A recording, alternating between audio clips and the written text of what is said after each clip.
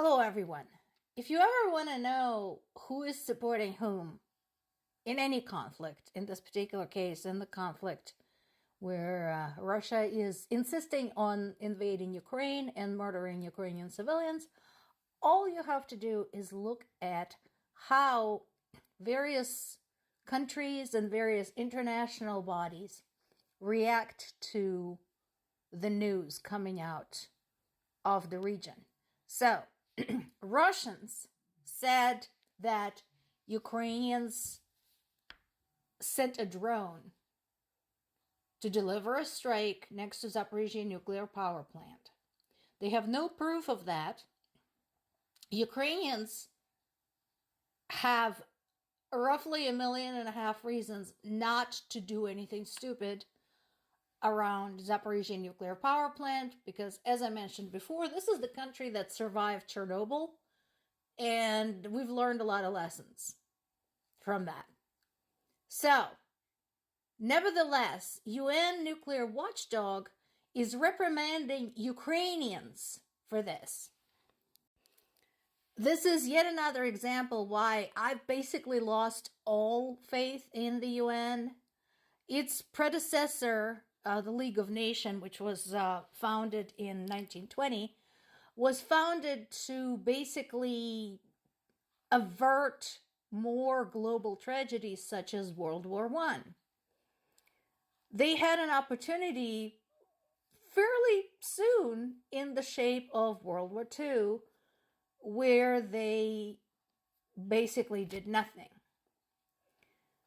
So eventually, League of Nations in 1946 became transformed to the United Nations, and for a while they were active and did some good stuff.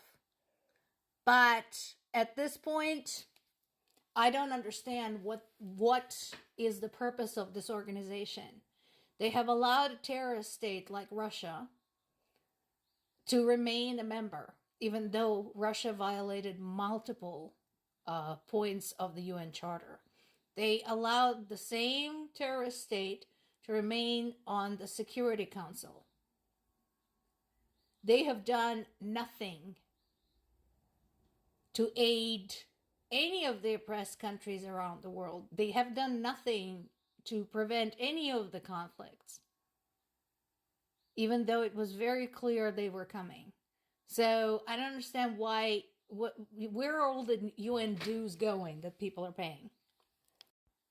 So instead of telling us the obvious, I think maybe they could go there and see for themselves on the spot what exactly happened, carry out a proper investigation.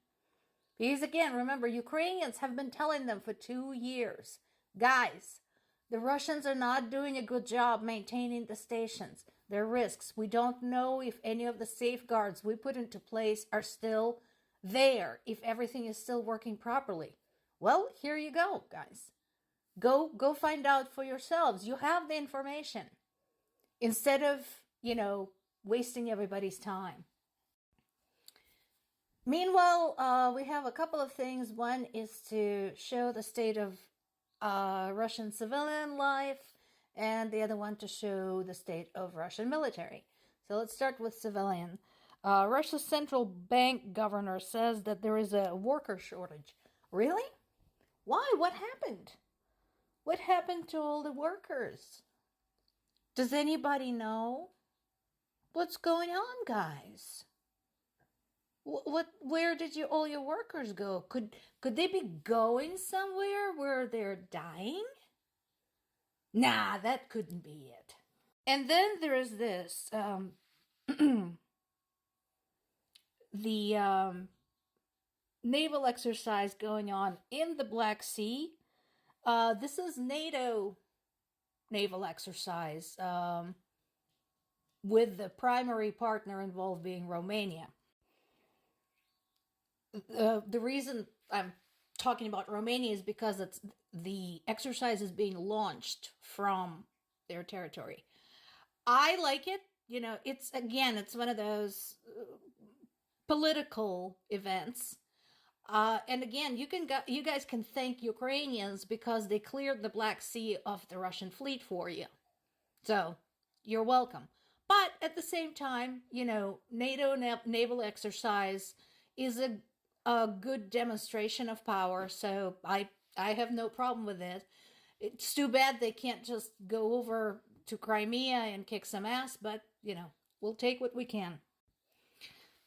In the US news, it is obvious to me that Republicans and Russian government have learned how to lie at the same place at the same time, using the same methods. So basically, at this point, anything that Trump campaign says, you can flip it 180 when it comes to specifically the international situation.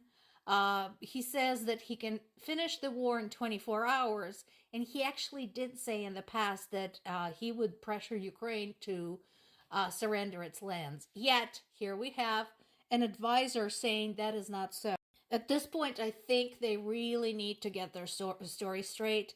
We already know that if Trump should come to power, God forbid, he'll throw Ukraine under the bus. He will throw everybody else under the bus. And he will do his best to basically turn the United States into another Russia. So, I mentioned before that this war is going to reveal a lot of things around the world. It's more than about Ukraine. Well, here's another way how it's more about things in the world than just Ukraine. This is home. This continues. So I spoke with my parents yesterday. They were alive at that time. I don't know if they're still alive because there's been more strikes against Zaporizhzhya. Right now, the death toll is up to 6 that we know of. They're continuing to. What they're saying they're targeting is some of Zaporizhzhya's infrastructure and industrial locations, but it is very clear to me that they're pretty much just doing the same thing in Zaporizhzhya that they have done in other Ukrainian cities. And I have had a chance to watch some of Russia's pundits talk about this. They're saying that since they cannot take Ukraine outright, what they're going to do is work on breaking the spirit of Ukrainian people by making their biggest cities unlivable. Kharkiv, Zaporizhzhya, Kherson, Odessa, Kiev. That's what their plan. So, I guess more to come.